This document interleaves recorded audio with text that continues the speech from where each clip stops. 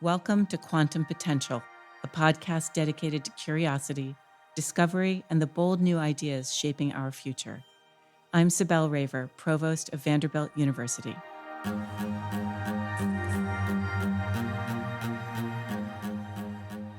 Today's episode asks a deceptively simple question. What is language? Is it just a tool we use to communicate, or is it something much more powerful? Our guest today is Professor Akshya Saxena, Associate Professor of English at Vanderbilt. Akshya received her undergraduate degree from the University of Delhi and her PhD from the University of Minnesota, and then came straight here. We're thrilled that that was your choice, Akshya. Her work sits at the intersection of literature, media, and political thought, and her book, Vernacular English, examines how English operates in multilingual societies like India, not just as a language, but as a force shaping democracy, identity, and access. Akshya, welcome to this show. We're so thrilled to have you. Thank you so much. I'm so glad to be here. It's just great. You've studied English literature in India and in the United States, and your work really zooms out from analyzing individual texts to examining the role of English itself, especially in a place like India where it's deeply tied to ideas of modernity, mobility, and even freedom. Before we get into the broader themes, I'd love to start with something from your book. Could you just read a short passage from pages 24 and 25? Sometimes you talk about English in Africa as if Africans have no agency, as if there is not a distinct form of English spoken in Anglophone African countries. I was educated in it. I spoke it at the same time as I spoke Igbo. My English speaking is rooted in a Nigerian experience and not in a British or American or Australian one. I have taken ownership of English, unquote. I love that passage. Can you say more about linguistic diversity in countries like India or in Nigeria? Yeah.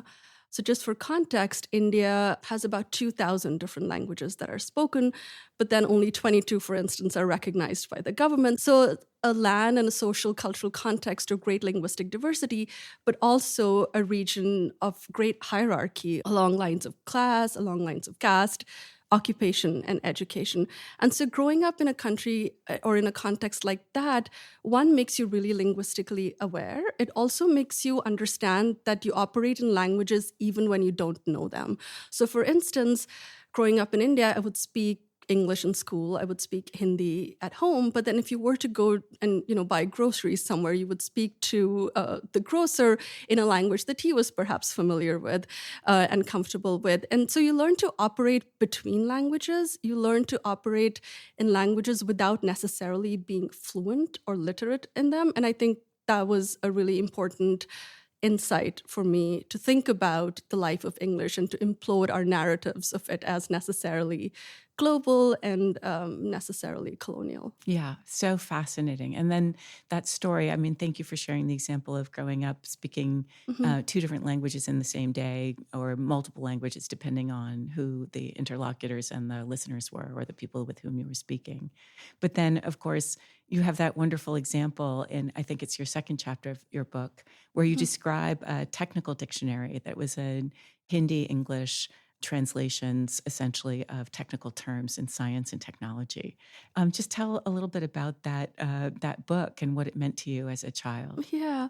So I'll start by saying that all through the book, I mean, this is a book that obviously emerged out of scholarly and disciplinary debates, but all through the book, there are these touch points that are deeply personal and deeply formative, and they all have to do with encountering English in this multilingual space at a moment in post-colonial history when the specter of the British colonial empire seemed to have receded a little, but we were also in this space of, the height of globalization. So English was deeply ambient as part of Hollywood or US American sort of cultural content. So English was always there all around us, even as we had this historical relationship with it. So the instance that you're referring to is one of encountering these dictionaries that were developed by the Ministry of Human Resource Development as part of, Government of India's initiatives to develop the Hindi language as a modern language. And the way to do that was through this translational relationship with English. Hindi by itself, and there's a deep sort of history to that language of, language politics and questions of identity.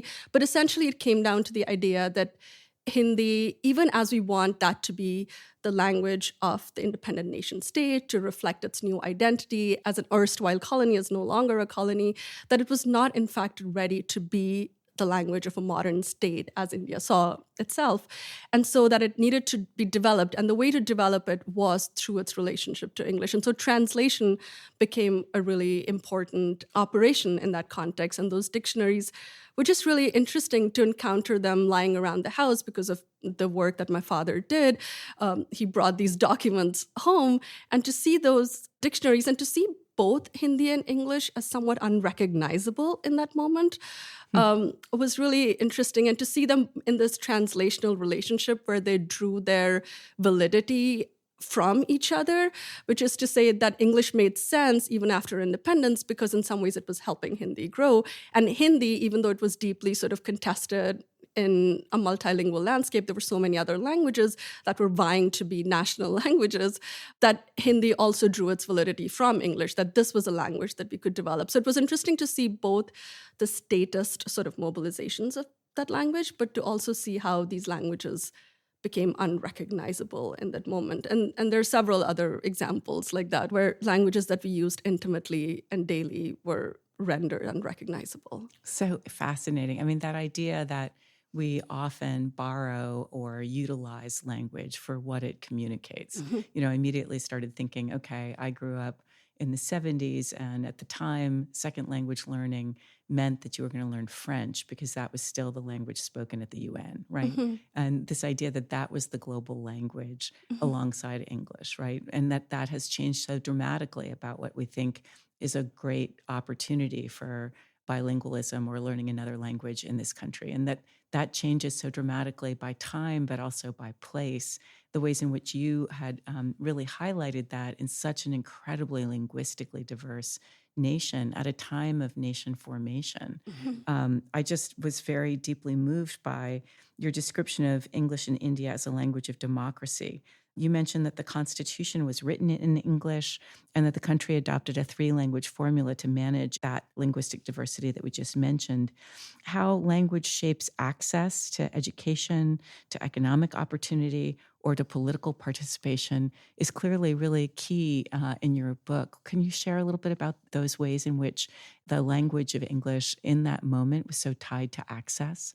Yeah, it's one of the ironies of a post-colonial nation state that its self-expression, that its expression of sovereignty happens in the English language, and both at the level of the Constitution of India, which was drafted in English first and then translated, but also something that I mentioned in the book, which is that the very sort of momentous occasion when India became independent, Jawaharlal Nehru, the first prime minister, spoke in English. And that was both, again, a signal to the world about India's sort of, ambition as this newly independent state, but also as a language that was a little less divisive, a little less likely to ruffle feathers in a country where so many different languages were spoken. Essentially, you said something to the effect of, because it was no one's language, it could be everyone's language. Yes, exactly. Because it was no one's language, it could be everyone's language.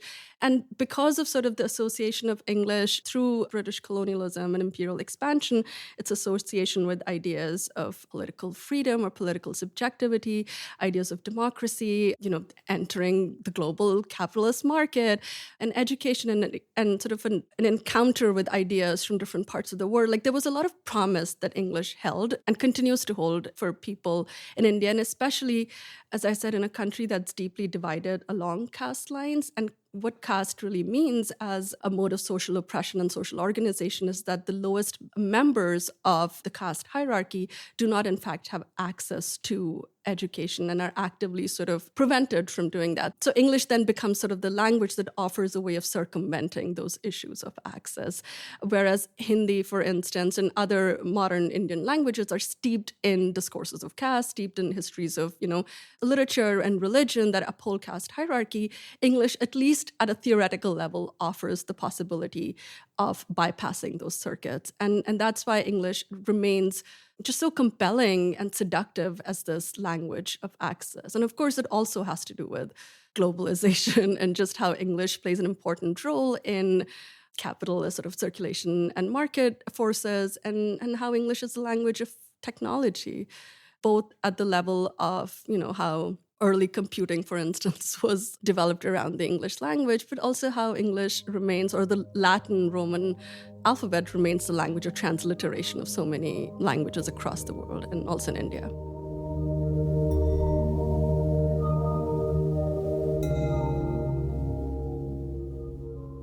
From a person who doesn't have a lot of knowledge or content expertise in something like linguistics, English would have struck me as viewed through a relatively unidimensional lens of the language of, colonial subjects under British rule. But this idea that this also becomes the language of the builders of a new nation, and possibly or often as a pathway to equality. You speak about Dalit leaders, I hope I'm pronouncing his name correctly. Ambedkar. Great. See, much better that you say his name.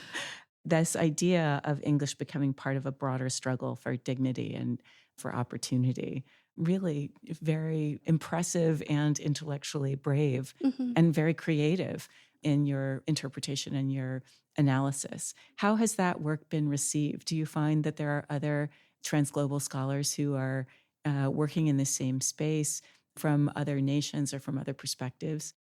Yeah, I'll add something to your example of Dalit leaders before I address the question about how the work has been received broadly. So B.R. Ambedkar was one of the sort of architects of the Indian Constitution, an important Dalit leader representing the caste-oppressed minority of the country. And he really valued the exposure to Western sort of political ideas that helped, especially ideas of science and rationality, that helped question the caste system in India. So not only his leadership, but also the fact that he was so instrumental in drafting the constitution, a constitution that was then first written in the English language, they all sort of add to the symbolism and the promise of English. And there's this one instance in the book, this example of a contemporary Dalit writer and activist, Chandrabhan Prasad, who has taken to celebrating the birthday of, I think, Lord Babington Macaulay, who first introduced, who sort of introduced very infamously English language in India and said that Indian literary cultures are not worth anything, and, English is superior, and that's how we should educate the natives. This would also streamline administration, obviously, colonial administration. And so he has taken to celebrating his birthday, a really infamous figure for having, both insulted Indian literatures, but also having changed the landscape of the country in this really transformative way. So he celebrates his birthday, and he also built a temple to a goddess of the English language. So this goddess is modeled after the Statue of Liberty, so signifying freedom and liberation. And then it stands on this pedestal that's computer-shaped and holds the Constitution in one hand and a pen in another, again, to signal literacy and again to signal technologies that can deliver liberation from caste oppression. And he remains a controversial sort of figure, but I think that deity, it really exists in a village in India, is just so catching, obviously, but just so deeply moving in the way in which it indexes this promise and hope, which is already compromised because it's in the iconography of Hindu religion. So that's to just sort of add to the question of access that we've been thinking about. But the work has spoken to scholars beyond India, specifically, definitely in the subcontinent. And I think what's become clear is that the story is neither a story that belongs only to English nor to India. Obviously, the British Empire had enormous control of the world as we know it. And there are Anglophone countries that are similarly sort of wrestling with the question of its legacy. We talked about Nigeria through Chimamanda Ngozi Adichie's work, but the African Anglophone sort of cultural context continues to debate about what should be the language of African literature. And Chinua Achebe and Ngugi wa Thiong'o are two of sort of the towering figures in literary debates who have led this conversation. So this conversation about what is English and what is its life after a country becomes independent continues to endure. And as I said, this is not simply a question of English. It's really a question of sort of Two things. One, wrestling with the afterlives of colonial languages. And that, again, is not simply the purview of English. The same question, I think, faces Ukrainians when we think about, Russian right now, and we think about Mandarin in the context of the, Sinitic world.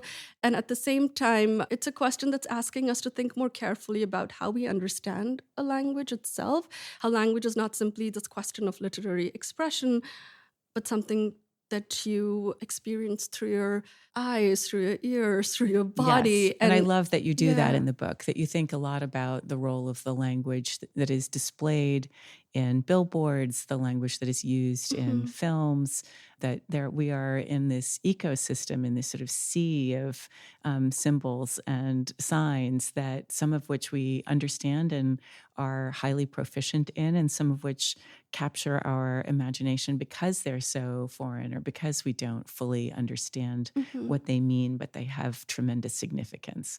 Did you want to say a little bit more about that work that you articulated so beautifully in the book? Yeah. So one of the motivations in writing the book was to really read English literature from an understanding of how the English language circulates in the world. And as we know it, the dominance of English, the global authority and allure of English is not simply literary. English does not simply circulate as literary works, but that it's visual and sonic. We see English in digital transliterations, but we also see English on billboards, on brand names and clothing. And then we hear the language in the Indian context specifically through Bollywood, for instance, or through political slogans of global solidarity and English language classes. So there's this really rich ambient culture of English. So that's one thing. But on the other hand, statistically, if you think about English, as you were referring to earlier, it's a language of a minority in India. So of the 1.25 billion people in India, only 10% report it as their first language or their mother tongue. Yeah. A lot of people encounter it through education, or, it becomes a second language that they encounter through education, through privilege of the class and caste. So the question for me was this puzzle that on the one hand, the language is so ambient and it's everywhere, but then on the other hand, only really 10% of the people get it, right? And so I was curious about, well, how do the others experience this language, and what happens in that encounter, right? Does English remain itself the symbol of global and colonial power, or does it become something else? Yeah. And of course, the argument of the book is that it becomes something else. Yeah, which gives the moment and the people in the moment so much more authority to declare what it is, right? Which I loved, that the reader of the language and the speaker of the language and the transliteration of the language to mean something else means that it's a very living, organism rather than an etched sign or form. Yeah, that's beautifully said. Yes. Yeah. No, exactly. It's just really exciting. It's really a fascinating way to think about language and the way it changes so dramatically. Yeah.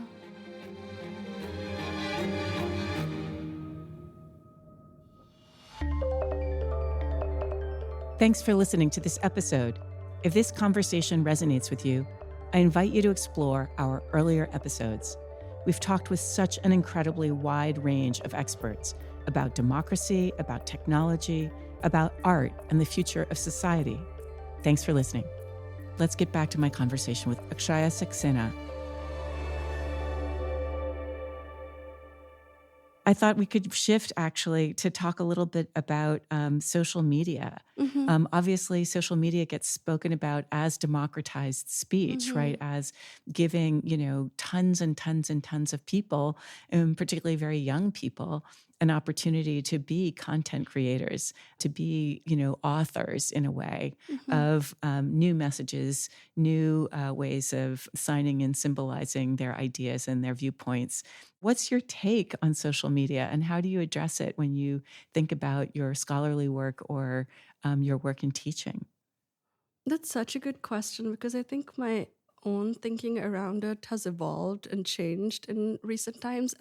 I think in the context of the book, social media offers young writers, especially writers who don't come from contexts of, sort of privilege around, or a tradition around writing in English, it offers them an opportunity to share their work. And in that context, it is in fact deeply democratizing. It disseminates their work in a way that can bypass circuits of, of the publishing industry, which is again like deeply sort of imbricated in logics of caste and class. So it is liberating, it is democratizing, and it disseminates both the language as well as their ideas in ways that would not have been possible without it. But at the same time, the more you think about social media, the more you sort of think about the monopoly of specific platforms, you begin to notice the neo-imperial sort of logics that get replicated. And I think that's obviously something that it's a double-edged sword. I don't want to take away from the fact that it makes something possible, but at the same time, it requires us to think about the conditions that make that kind of dissemination possible. And I think being able to keep both of those things in perspectives is really what I'm trying to do in this book through this idea of the vernacular. One, making common, reaching out, democratizing, but on the other hand, knowing that these are efforts that remain steeped in majoritarian sort of logics, right? The desire to assert oneself is a will to power and something to think carefully about as well. Yeah. And immediately then I think, is a tech company or a set of algorithms serving in the role of what the state used to do in terms of directing people towards the use, as your father's dictionary might have, right? Was the dictionary the proto-algorithm directing you to understand which words meant which things, right? So how do you understand tech companies and these new platforms? Yeah, that's such a great question, because I think it leads us to an understanding of infrastructure and how that shapes the life of languages. We often think about, at least in the context of literary studies, we tend to take language on the page as somewhat a given. Obviously, there's exciting work happening that thinks about sort of technologies of mediation, but we don't necessarily think about infrastructures of technology, infrastructures of governance, institutional infrastructures that uphold a language as we know it. And so to go back to the opening question of what is a language and what makes a language, these questions are so central to answering that question to begin with. And that's why that's such an important knot to keep sort of playing with, I think, because it makes us aware of not simply literary expression, but questions of power, questions of embodiment, as well as technological mediation. Yeah, totally. And then, of course, I want to ask you about your new work on accents. And I think a lot about the idea of translation, and when we have Gen AI can generate, a new voice for me or replicate my voice and call someone else as if it were me. How do we make sense of that kind of technology in an era where we've used accent to place one another, to understand our sense of connection, to understand our sense of difference, to understand ourselves as from a particular region or a particular culture? Tell us a little bit about your new work on accents and what you think about that in terms of the digital age. So it is terrifying, right, to think about these phantom voices that come out of nowhere and can mimic us. The work on accent is already published, so I've had a chance to sort of think about these questions a little bit. And what has been helpful here is to re-specify what we mean by accent itself. So typically, as you said, we think of it as this geographically, socially marked way of speaking, right? A style of speaking. And then accent becomes a question of utterance, right? It belongs to me as a speaker, how I speak. That's what an accent is. But we also know that while we all speak with an accent, we're not all heard as speaking with an accent. And all accents are not equal. So that raises the question again that of accent not simply as a matter of sound, of utterance, but actually also of power, of placing someone, right? And so the work that we're doing, it's a collaborative project on accent. The work that we're doing is thinking about the ways in which accent is not simply a question of utterance or a matter of utterance, but also of perception. And that it tells us as much about the speaker as it does about the listener and the situated knowledges that a listener brings to a communicational encounter. And thinking with an accent then becomes a way of paying attention to how we relate to each other, what questions of power, logics of representation, interpretation, and identity play into that encounter. And so in that sense, I think the way to think about accents in the context of sort of technological developments, and not just in sort of how AI can produce your voice, but also thinking about border security and how asylum claims very often depend on an asylum adjudicator paying attention to the accent and making sure that the person is in fact from a region that they're fleeing, that they claim to be fleeing from. I think in all of these moments, accent becomes a way of interrogating relations of power. It becomes a way of understanding how are we taxonomizing, how are we classifying that person that helps us then think about other things. So my interest in generative AI is just the enmeshment of the human and the non-human, and how the phantom accent in that sense is asking us to think about our own preconceived ideas of what an accent is and how deeply embodied it is versus how much of it is constructed in the ear of the listener. Yeah. I mean, I think so much about, do we lose authenticity? Do we lose uniqueness? Do we lose some of the sense of uncertainty or wonder?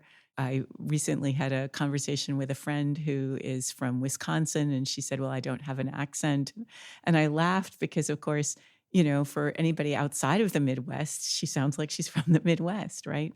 That way in which losing those identifiers, neither in the way that we are understood nor in the way that we express ourselves, were it to be scrubbed from our means of communication electronically or technically, what would we lose in the process? But also, what would we gain, right? You're pointing to the ways in which accent could cue the listener to, characteristics that would not benefit the speaker, right?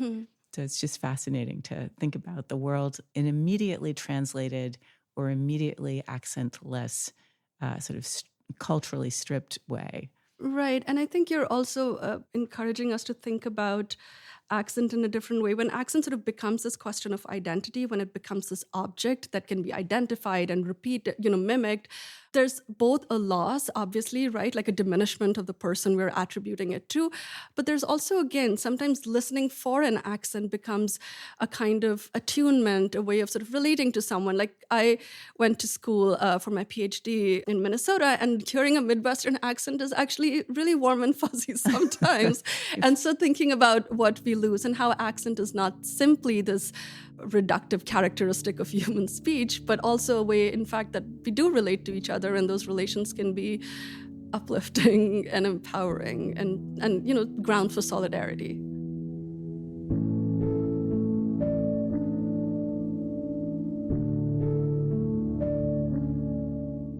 Just in terms of language shaping a person's sense of who they are, in that example of having gotten your PhD in the Midwest, or thinking about how we express ourselves, how we feel authorized to speak, whether it's in academic spaces or in political discourse, who feels authorized to speak and who doesn't feel authorized to speak. I think the context of India and speaking about different members of the community or society who hold different caste positions is one really sharp, clear lens. What other ways are you approaching that question? Yeah, I'll give one example. So the title of the book is Vernacular English, Reading the Anglophone in Post-Colonial India. And the Anglophone in the title is a reference to how the discipline of English literary studies in some ways is sort of rethinking itself, that it's not simply the language of an island, for instance, but, English speakers everywhere. And that's the context in which the book was written. And there I was thinking about this idea of an English speaker, right? Like we understand that as, again, like a fact that's obviously given, that we understand who an English speaker is. But one of the sort of formative moments that shaped the writing of the book was this memory of growing up in India and being a student of English literature, and then coming home and realizing that English was deeply gendered, that my father and my grandfather would speak in English, my mother and my grandmother would in fact not speak in English. My grandmother was not literate in English. Yeah. And my mother sort of knew the language, used it, but not comfortably. And then when I was writing the book, especially chapter 4, and thinking about sort of, discussions around mother tongue and global languages, it struck me that I learned how to write and speak English from my mother, who up until now I had just sort of classified as someone who was not a speaker of English. So this is to say that one, of course, like wanting to learn how to speak is wanting access, wanting sort of rights and be recognized as political subjects and creative subjects. But on the other hand, the question of speaking is so deeply tied to one of listening, and how there are, in fact, so many different speakers of English. There's so many different ways of inhabiting and being in a language. But how do we as scholars hear the English language when we talk about it, right? When we debate about the political stakes of our work, like who is the English speaker? On whose behalf are we speaking? And so that became this really moving but instructive moment in writing the book that helped me think about its shape and an argument that actually there are so many different speakers of English, remaking and making the language in all of these different ways, but we've not been listening to them. I would love for you to just share with us any closing ideas, any closing thoughts, any closing viewpoint or perspective that you would love our listeners to know or to share with them. Something that I've been thinking about in the context of our concern with sort of preservation of languages and questions of language loss is just to think about how we tell the story of a language, who we anticipate as its sort of speakers and listeners, its practitioners to be, because there is a way in which languages, of course, are dying and for so many different reasons. But there's also a way in which an ecological refugee or a reproductive care migrant worker, like there are also ways in which a language continues to live in spaces you don't expect. So I would want all of us to think about how we tell the story of a language. What is at stake in telling the story of English is only the story of some of the most canonical writers versus a neoliterate in India. Thank you so much, Akshya. This has been such a fascinating conversation. And to our listeners, thank you for joining us. Stay tuned for more conversations with thinkers and innovators reshaping our world. I'm Sibel Raver, and this is Quantum Potential.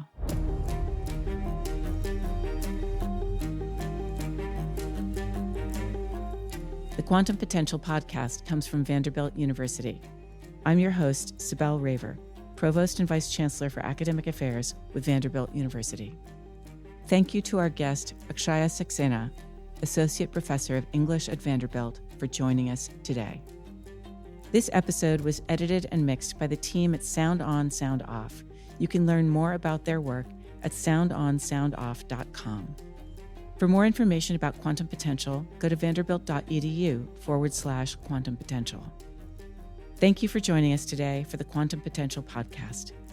Stay tuned for more conversations with the thinkers and innovators reshaping our world. I'm Sibel Raver, and this has been Quantum Potential.